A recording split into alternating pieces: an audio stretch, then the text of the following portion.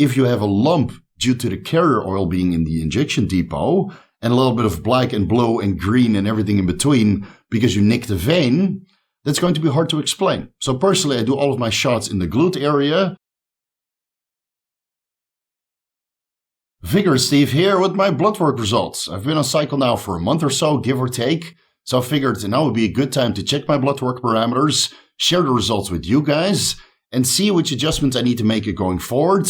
Because this cycle will probably last until next year, February. So I got about 8 months left out of this cycle. This is just the first blood work update. Again, I did my blood work before I started this cycle, so we'll use that as a head-on-head comparison, how my blood work has changed over the last 4 or 5 weeks.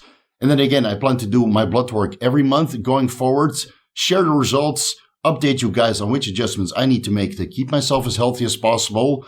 Again, when you're using performance-enhancing drugs, don't expect all of your blood work parameters to be nicely within the reference ranges. Some of them are going to change, some of them are going to skew, and it's up to me and you guys to keep as many health parameters in range while using performance-enhancing drugs.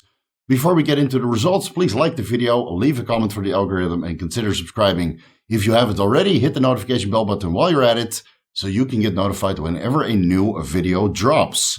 Let's start with how I feel. Again, I was off cycle for 3 months or so. I wanted to use ACG, but that experiment failed. I used the Gorilla Mode Sigma instead, which raised my total testosterone concentrations to about 420 nanograms per deciliter, which is good enough to feel good, but it's probably not enough for somewhat hardcore bodybuilding. Again, after the Flurona, I was only 96 kilograms. As of this morning, I'm 103 kilograms. I gained a lot of size. I restored a lot of the muscle mass that I had previously. Am I as good as my previous all-time best shape? No, not anywhere close whatsoever, but I'm creeping my way back. So I gained about, let's say, 7 kilos on the scale, but I dropped a ton of body fat as a result of that. Again, I've been on poverty calories for the last 4 or 5 weeks or so. When I had Flurona, I did a couple days of fasting, and after that, I switched to a new diet, which we'll discuss a little bit later in this video. So even though I've been on poverty calories, coming from 4,000 calories per day down to, 2,500 calories per day, mostly protein and vegetables, and a little bit of carbs and fats here and there. It's not a very sustainable diet, but again, for now, it's getting the job done because I'm solely relying on muscle memory, and going back on cycle, of course, is going to stimulate all of the anabolic pathways, which I laid out in the previous video. So long story short, the calories are way down and my body weight is way up. I gained 15 pounds on the scale, or 7 kilos, but I actually think I gained about 10 kilos of muscle mass because, again, my body fat levels are way down also. My lower back is now actually flabby and I can actually see the line of my obliques again. I'm starting to see some lines in my glutes. My abs are coming back. Again, to be fair, I started the cycle at a way too high body fat percentage of around 15, maybe even 18% body fat. I got a little bit sloppy running that Gorilla Mode Sigma experiment because I wanted to see how much of an effect an over-the-counter testosterone booster would have when I was in a caloric surplus. And again, keep in mind that if you do a post-cycle therapy, you're trying to recover your HPTA or testicular functioning after using testosterone or other anabolic androgenic steroids for years to decades. It's better to do that in a slight or sufficient caloric surplus. So I ate a little bit more freely. Again, I was following a ketogenic diet, but I worked my way up to about 4,000 calories, gaining a decent amount of body fat in the process, which I'm now slowly trying to remove by dieting a little bit more extremely. But unfortunately, starting the cycle at a little bit higher body fat percentage also means that I'm a lot more water retentive than initially planned. Again, I'm using testosterone, nandrolone, growth hormone, insulin, all of which by themselves potentiate some sort of water retention. And even though I'm using telmisartan to modulate the renin-angiotensin-aldosterone system to a certain extent, preventing too much water accumulation on my body throughout the day, so I'm reasonably dry, quote-unquote dry, comparatively from the morning to the evening. I'm the same level of water retention. Overall, I'm way more water retentive because my body fat levels are high. So, whoop-de-doo, I started this cycle too fat. And as a result of that, my reward is poverty calories and a little bit of cardio every morning, which I was already doing, so that's no big deal. But I do notice that it's starting to hinder my performance a little bit. So going forward, again, I'm trying to get myself as lean as possible, a little bit in a hurry. As soon as I notice that my strength and performance and endurance is going down, I'm going to increase the calories, slow the fat loss to a certain extent, so I can increase building my metabolic rate, increase building my muscularity, and still have a good time in the gym, because the worst thing in the world is going to the gym and having a shitty workout because you're not eating enough. So far, that hasn't happened. Again, it's been only 4 to 5 weeks that I've been back on cycle and really stay regimented to get my muscularity back. It doesn't really translate well into the before and after pictures. The before pictures are horrendous. I look like, well, a bag of smashed assholes. And now I look a little bit better, but because of the water retention accumulating around my waist, and then I'm holding around my hamstrings and glutes. Trust me, there's not much to be seen. I'm way too water retentive, and I don't want to make you guys lose your appetite in case you're eating while watching this video. I will reveal my physique in about 4 weeks, maybe 8 weeks, or even 12 weeks. However long it needs for me to get back in shape and have a physique that's comparable to how I ended my previous cycle. When I'm in shape, I'll post a physique update, whether that's on Instagram or on a YouTube video in combination with my latest blood work results. Stay tuned for that. So let me give you guys a frontal bicep shot instead. Hopefully you can assess the progress with this. All in all, these last 4 to 5 weeks have been absolutely fucking fantastic. I feel energetic. I feel charged. My workouts have been phenomenal. I'm steadily increasing strength over these workouts, even though I'm on poverty calories. My hunger is manageable. My productivity is up. All in all, I feel great. I think part of that is this extensive mitochondrial stack that I've been running. More on that later. So let's dive into the performance-enhancing drugs, because I did make a couple small adjustments over these last 4 weeks, so you guys know how to interpret the blood work results when we start discussing that and how these performance-enhancing drugs affect particular markers. So let's start with the steroid protocol first. I'll put it on the screen so you guys can follow along. I've been using 0.51 to 0.52 milliliters subcutaneously on a daily basis. This is a blend of Bayer testovirin, Bayer rimobolan, and Organon decadurabolan, a total of 456 milligrams injectable steroids per week, or 3.6 milliliters per week, spaced out over 7 subcutaneous administrations of about 0.5 milliliters. This so far has been working great. I do the subcutaneous shots in my glute area where I have the most body fat tissue. So even though it's subcutaneous, some of the oil is leaking into the adipose tissue. And because there's a decent amount of adipose tissue there, the oily bumps and lumps, which are going to happen when you do large voluminous subcutaneous administrations, kind of blend into that area. So even though I'm doing daily 0.5 milliliters subcutaneous shots, because there's so much adipose tissue on my glutes still, even though it's going to be less over the next couple of weeks as I'm dieting, now there's a decent amount of adipose tissue there, allowing for a lot of dispersion of the carrier oil. So it's not too noticeable. I don't notice any severe lumps and bumps. Now, if I were to do 0.5 milliliters in my abs, where the adipose tissue in the skin is significantly thinner compared to my glutes, I'm sure it would be noticeable. So again, if you were to follow a similar protocol of only going subcutaneous and doing large voluminous shots of 0.5 milliliters or even more, if you're crazy enough to try that, I haven't tried it myself. This is the maximum injection depot that I would want in a subcutaneous administration, 0.5 milliliters or 0.52 milliliters at maximum. I'll leave it there.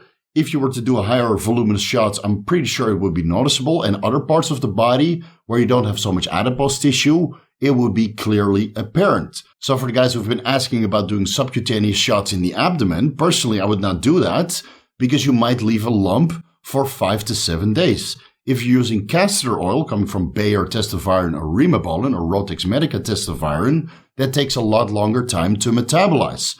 If you inject that into the adipose tissue of the glutes, where there's a lot of adipose tissue present, you don't really notice this.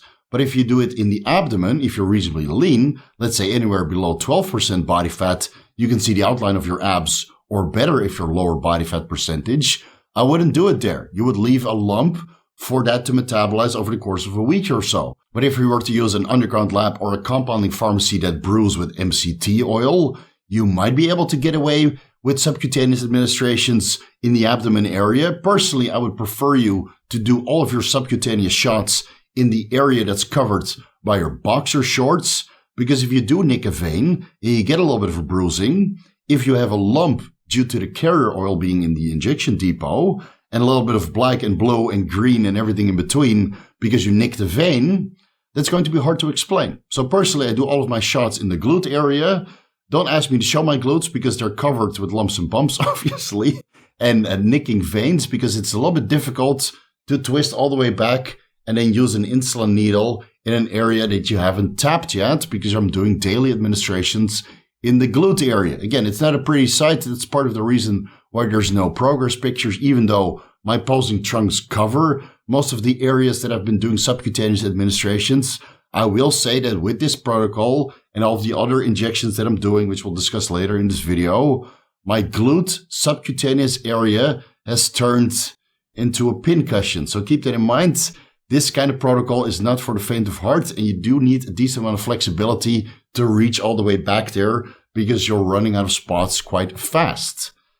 So the subcutaneous administrations, all things considering, have been going very smoothly. No post-injection pain unless it's maybe the last 1 or 2 shots of the sterile vial that I'm preparing 2 weeks in advance.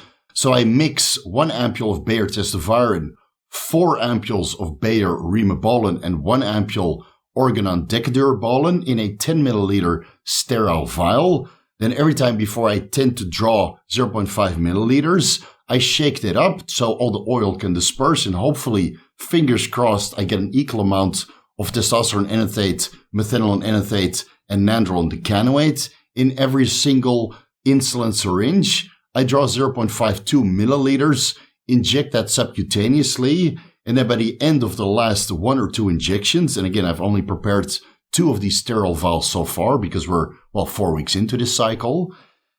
The last 1 or 2 injections, I might experience a little bit of discomfort and post-injection pain. Again, it's been in this sterile vial now for 2 weeks in duration. I'm puncturing the rubber stopper every day. I have to repressurize with air. And after 2 weeks of continuous use, it might not be exactly 100% sterile anymore.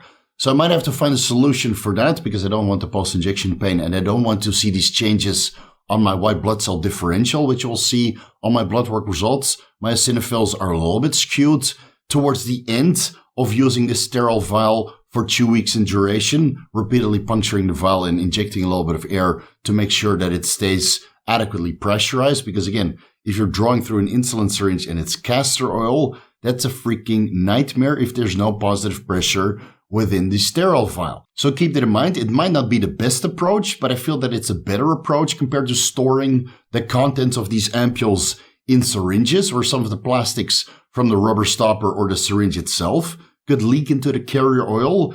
And if it's in there for 2 weeks in duration, how much of this plastic are you actually injecting if you do daily administrations? So I'd prefer to store all of this in sterile vials, but what I might want to do is prepare a sterile vial worth of testovirin, rimobolan, and decadurabolan for only 1 week in advance, not 2 weeks in advance, because right now, the last 1 or 2 shots, I would experience a little bit of post-injection pain because it's probably losing sterility.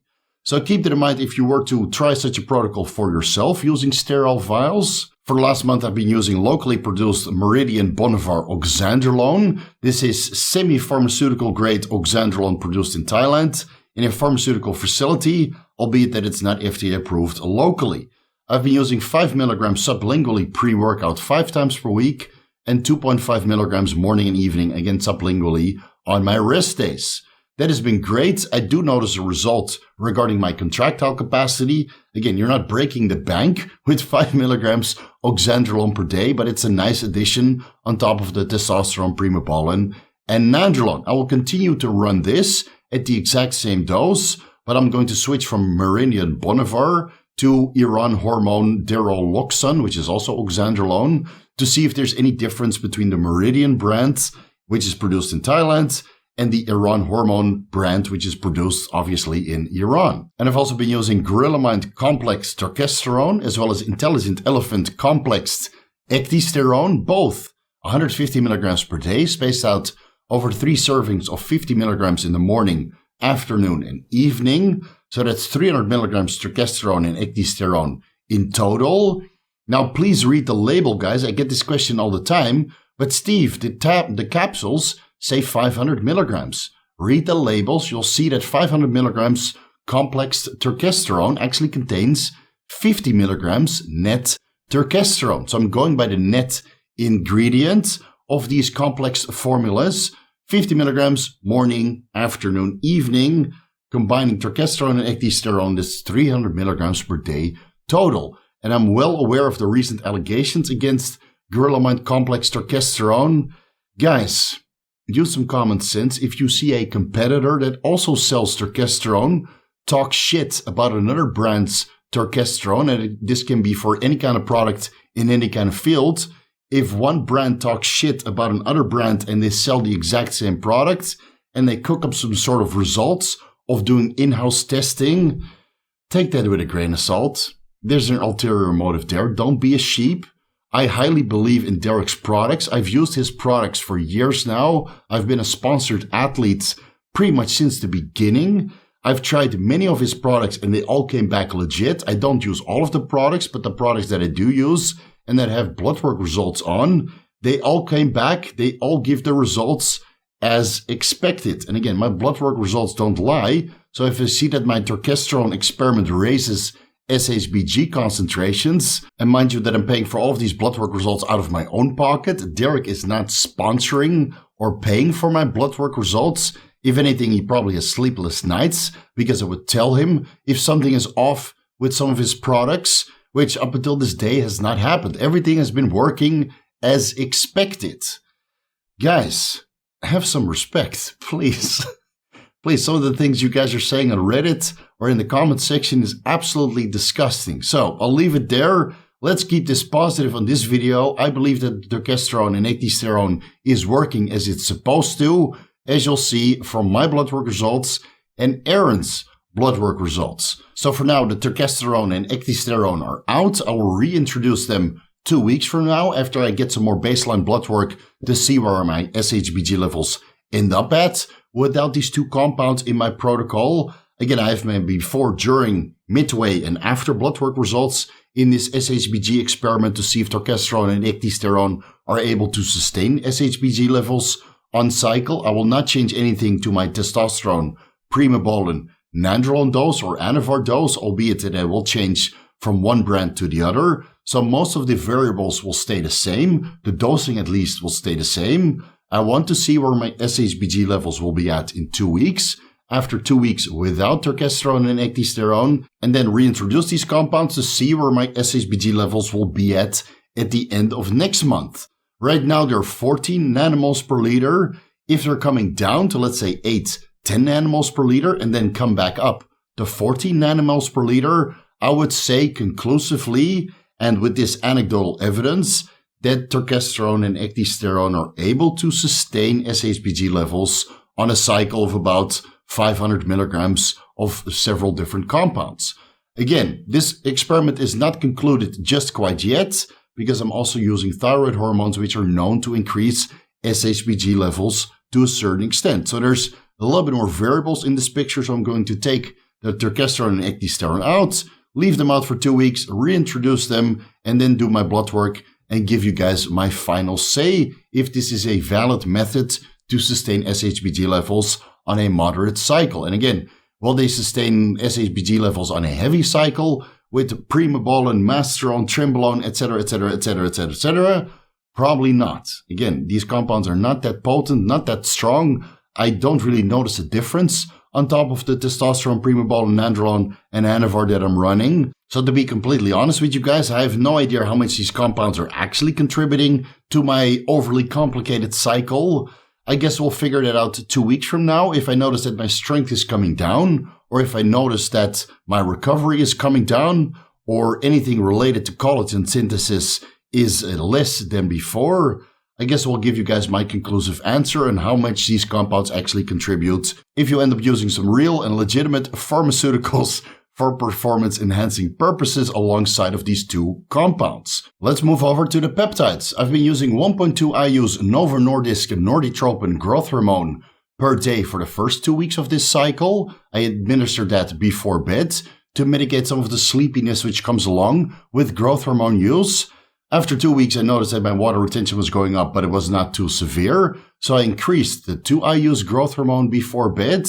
Again, the sleepiness throughout the day is manageable, but when I took 2 IU's before cardio, during the day I noticed that my cognition was down and the sleepiness and the drowsiness was certainly a lot worse.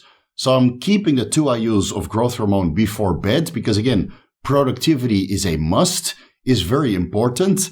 And the increased amount of lipolysis that I would get from a growth hormone administration before fasted cardio is marginal compared to the productivity and the cognition that I need to keep my business sustained. So it's 2 IUs growth hormone before bed for the foreseeable future, or at least until I feel the need to increase the dose or maybe alter the timing protocol where I would administer 2 to 2.4 IUs growth hormone before the workouts.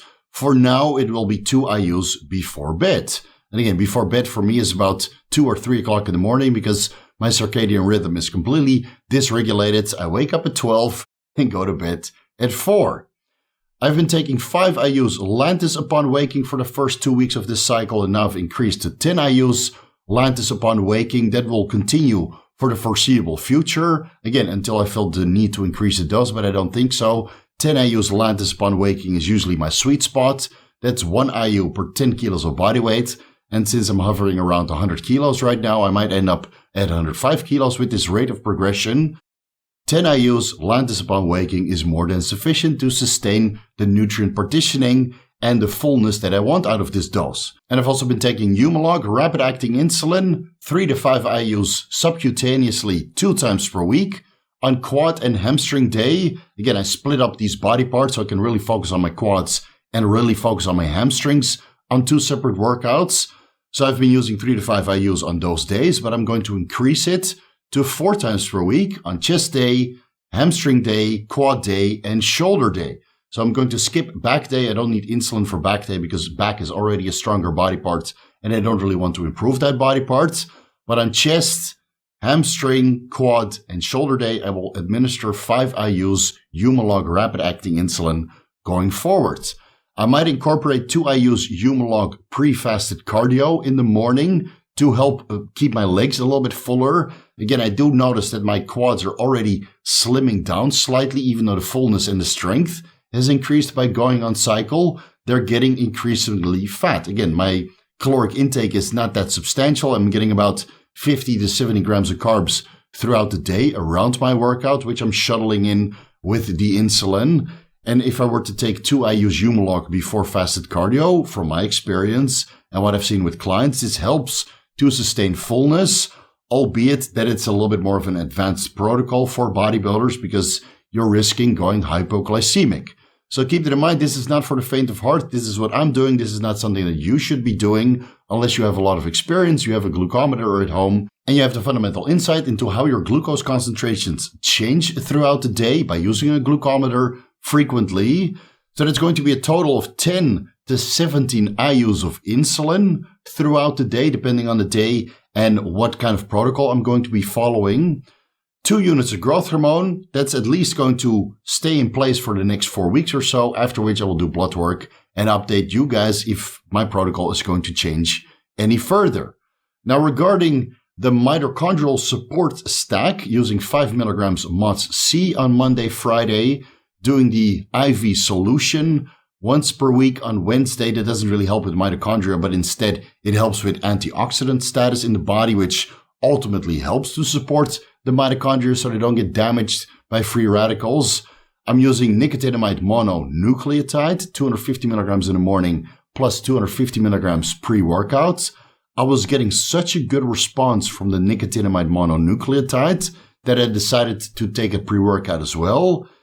And man, that is a huge difference. Now, that's besides the ubiquinol, the PQQ, and the shilajit fulvic acid and the electrolyte intake, which is now perfectly balanced for me as an individual. All of these contribute to mitochondrial functioning or mitochondrial biogenesis, increasing the amount of mitochondria which are present within the cells.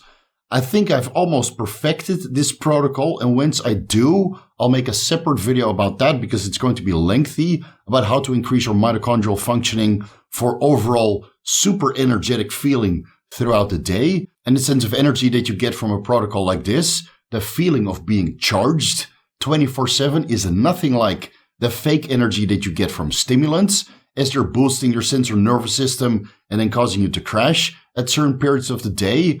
I feel energetic and charged the entire day. So this protocol is really, really great for the guys that are very busy with work and demand a lot of their body and their mental performance. I'll make a separate video about it once I'm done completing and mastering this protocol. And even though a protocol like this for mitochondrial support and energy production is highly expensive, for the guys that have some disposable income and are willing to try this protocol once I make a separate video about that, I really hope you guys get the same benefits as I do, because I found this experiment to be very profound and very beneficial for everything that I want out of life. Now pushing close to 40 years old. My energy is great, my mood is great, my productivity is great, my strength and performance in the gym is great, my cardiovascular endurance is phenomenal. I'm breezing through those cardio sessions every single day like there's no tomorrow. It's super, super easy to grind 30 minutes on the elliptical. And over these last couple of weeks, I've really been ramping up the intensity on the elliptical. So I'm going from a level 1 to a 3 to a 5 to a 7. My cardiovascular endurance and my energy levels are really, really great. But now that I think about it, that's probably the reason why my legs are starting to flatten out slightly. Because again, ramping through the intensities, and even though I have a lot of energy and it makes sense in the moment, because it feels so easy to breeze through a level 7 on the elliptical for 30 minutes straight, that's probably the reasons why my legs are suffering a little bit. Again, my strength has been steadily going up. My leg days have been improving substantially, but I might have to incorporate a little bit of insulin pre-fasted cardio to compensate for this glycogen depleting effect. I'm still using 50 milligrams modafinil upon waking 6 times per week. That's not going to change. I'm still using 20 micrograms clenbuterol upon waking Monday to Saturday. I don't want to use clenbuterol on my carb up or refeed or cheat meal day because my heart rate goes way too high, and that's something I'm trying to prevent. I had a little bit of shakiness in the first week of dosing 20 micrograms clenbuterol, but now it seems to not potentiate any side effects, and I'm just getting a slow, beneficial effect regarding central nervous system stimulation, potentially a slight amount of anabolism out of that, as well as the increased and steady fat loss. I've been using 12.5 micrograms T3 twice per day, so that's in the morning and a little bit later in the afternoon. Again, this might have a little bit of an overlapping effect on my SHBG levels in combination with orchestrone and ecdysterone. The combination of clenbuterol and T3 has raised my resting heart rate from about 45-48 beats per minute to 55-60 beats per minute. And of course, my heart rate goes a little bit higher when I'm doing fasted cardio or during the workout compared to baseline readings before I added in the clenbuterol and the T3. They didn't really budge much after I added in 3 milligrams rowolsine the last 2 weeks or so to help with a little bit of fat loss on my lower back, which has significantly improved these last 2 weeks after adding in the rowolsine from Gorilla Mind. So I added that the last 2 weeks or so.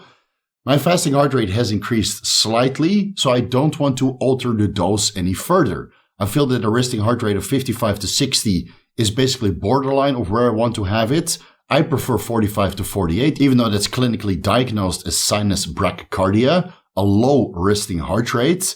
I prefer 45 to 50 beats per minute. Again, I'm using 5 milligrams Nebivolol for the majority of the year, whether I'm off cycle or on cycle. The Nebivolol is potent enough to sustain my heart rate close to the bottom of a healthy resting heart rate. And I'm sure if I were to remove the 5 milligrams Nebivolol from this protocol involving clenbuterol, T3, and rowolsine, which can also stimulate heart rate slightly, I'm sure my resting heart rate would be way higher, 70, 80 beats per minute. For example, I'm not going to remove it and give that experiment a try because I don't like a high resting heart rate. And I've been using between 500 to 1000 milligrams injectable carnitine per day. On rest days, I only take 500 milligrams injectable carnitine before fasted cardio. And on workout days, I take another 500 milligrams injectable carnitine before the workout. Every time I inject this subcutaneously, I get post-injection pain, which lasts for about 1 minute, after which it's gone. Luckily, I've done several intramuscular administrations of 500 milligrams for half a cc injectable L-carnitine, and that seems to give me longer-lasting post-injection pain. So again, I'm trying to avoid the intramuscular post-injection pain, as well as the intramuscular scar tissue buildup from frequent intramuscular administrations. That's why I'm doing everything SubQ. So needless to say, my glute area doesn't feel too pleasing. A lot of post-injection pain around the carnitine injection sites. So I might have to start rotating a little bit and start injecting my upper quads or other areas, again, subcutaneously, to help mitigate some of this post-injection pain that injectable carnitine causes. Now, to this injectable carnitine, I've been using for the last 2 weeks a new product from Amino Asylum called Stampede, which contains per 1 milliliter 400 milligrams injectable carnitine, 40 milligrams adenosine triphosphate, and 5 milligrams adenosine monophosphate.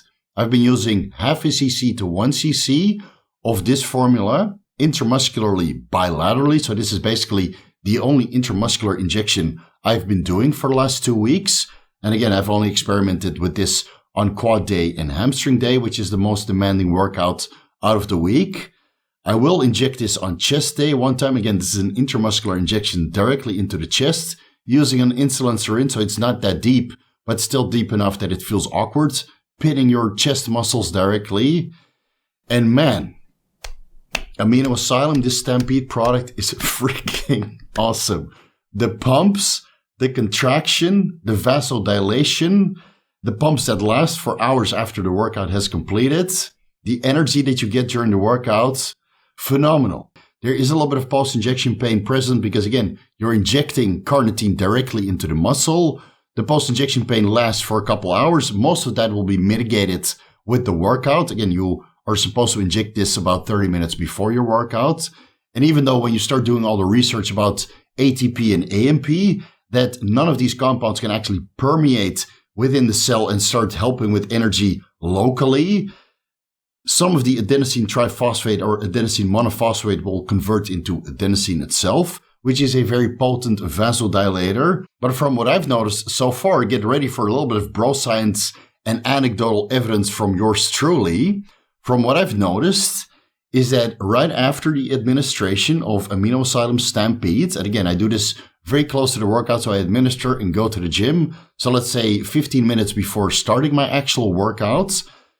From the start of the injection up until I do my first working set, the pump gets better and better and better. And whether that's coming from the carnitine, facilitating a little bit of triglyceride absorption, or coming from the ATP and AMP metabolizing into adenosine, causing vasodilation, which helps with the pump and nutrient delivery into the muscle that you're training.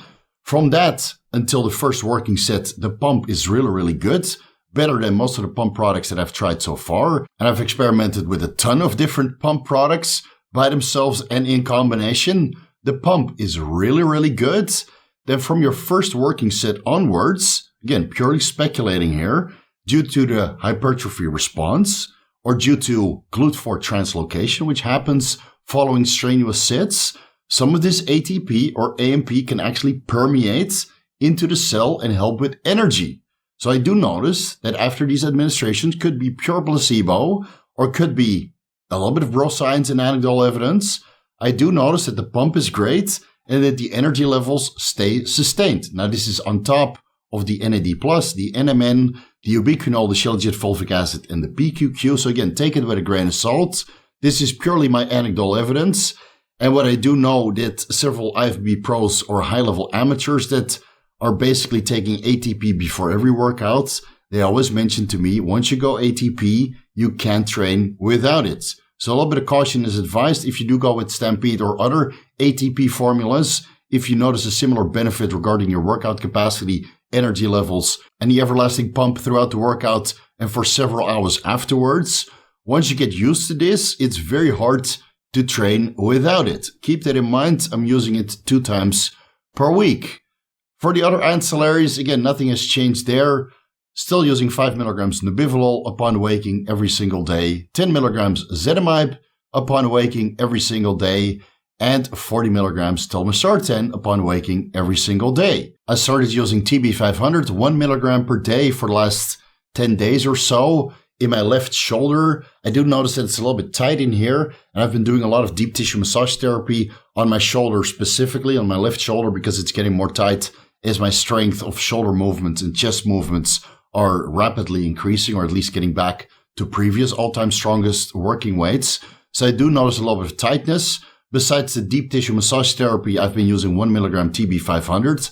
I'm going to give that, let's say, 4 weeks in duration to see if I notice a benefit regarding the tightness, if it can reduce the inflammation within my left shoulder. I might leave it there. I might switch TB500 administrations to another body part or combine that with BPC 157 at 1 milligram per injection. For now, TB500 1 milligram per day on the left shoulder, but I might have to change that going forward. So that pretty much rounds up the cycle review. And even though this was going to be a blood work review, since this video is already way too long, I'm going to do you guys a favor. Leave the blood work review for the next video, because again, some of you guys get anxiety or a post-traumatic stress disorder when you see a video that's longer than 20 minutes. So I'm trying to keep these videos YouTube algorithm friendly. This was the cycle review. So far, so good. I do need to make a couple adjustments because my blood work is not perfect, obviously. I need to make some changes, but stay tuned for that. I'm going to review my blood work results next and then let you guys know which changes I need to make to this cycle going forward. Sorry I have to split it up. But again, that's a sign of the times. Not everybody can stand a 1-hour video. Thank you guys so much for watching though. You can find everything that I'm associated with down below in the YouTube description section. If you're looking to do your own blood work and you reside in the United States, look no further than Merrick Health. I have 2 panels over at Merrick Health, a full comprehensive panel that contains all of the markers which are very important for people who take performance-enhancing drugs or thinking about going on TRT or using PEDs in the future. And I have a checkup panel, which is about half price of the full panel, just to see where your health is at. Again, you don't need to check all of the markers all the time, just like I don't check all of the markers every time I go in for blood work. So this is a smaller panel just to check your health, see what's going on regarding your lipids, your kidneys, your liver parameters, and a couple of the important markers which you should check frequently. So if you care about your health just as much as I do, head over to merrickhealth.com/vigorous. Use Vigorous as a discount code to save yourself 10% when purchasing one of these lab panels, and you get your blood work results in the mail very, very soon. You can find all of my sponsors and affiliates down below in the YouTube description section. Head over to my website where I have more sponsors and affiliates. Follow me on Instagram and TikTok at VigorSteve, a Vigorous crew. You guys know what to do. A front double bicep for you guys, pretty much the exact same front double bicep as at the start of this video, but I do feel that the changes and the progress is apparent. Stay tuned for the final progress pictures. Just be patient. It might take a while. If I see some striations in my glutes, I will take some progress pictures and post them online. For now, we're out of time. Thank you guys so much for watching, and I'll see you in the next video discussing my actual blood work results.